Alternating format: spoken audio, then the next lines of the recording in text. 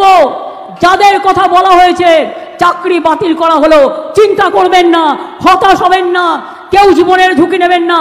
আমরা সবাই আপনাদের পাশে আছি এবং যতদূর লড়াই করার আমরা লড়াই করব।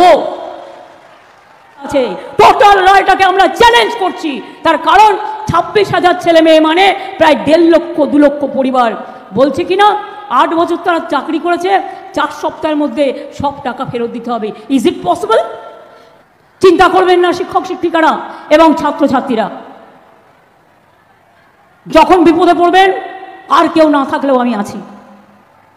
এটা কেন্দ্রীয় সরকারের দোষ, তারা বিজেপির লোক দেখে দেখে এখানে বসিয়েছেন যাতে তারা বিজেপি পার্টি অফিস থেকে যা বলে দেয় সেই জবটা তারা করে দেয়। কি করবেন? আমায় সাজা দেবেন, ডিফামেশন করবেন, আমি তৈরি। জেলে পাঠাবেন, আমি তৈরি। কারণ মানুষের কথা বলবার জন্য আমায় যদি শাস্তিও নিতে হয় আমি মাথা পেতে নেব, কিন্তু তবু মনে রাখবেন পরিবার যদি বিপদে পড়ে তার পাশ থেকে আমি সরে দাঁড়াবো না।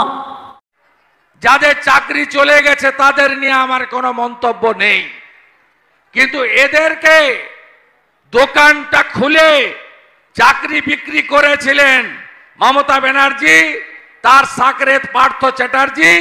30 লক্ষ মেধাযুক্ত কর্মপ্রার্থীর যারা সর্বনাশ করেছেন, আজকে তাদের সর্বনাশ হয়েছে কলকাতা হাইকোর্টের ডিভিশন বেঞ্চে।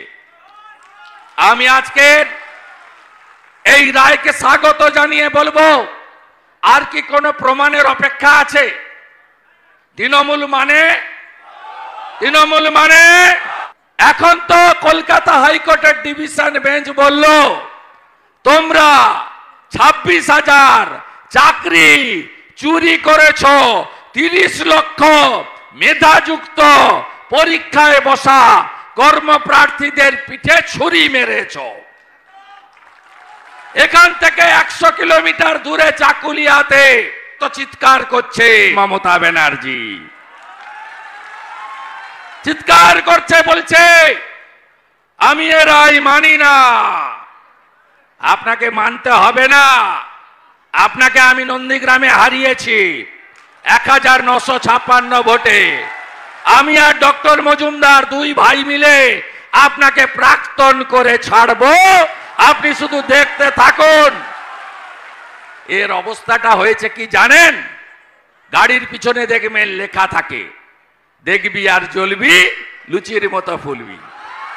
এর অবস্থা তাই হয়েছে, এ সামলাতে পারছে না। আজকে কলকাতা হাইকোর্টের ডিভিশন বেঞ্চ একটা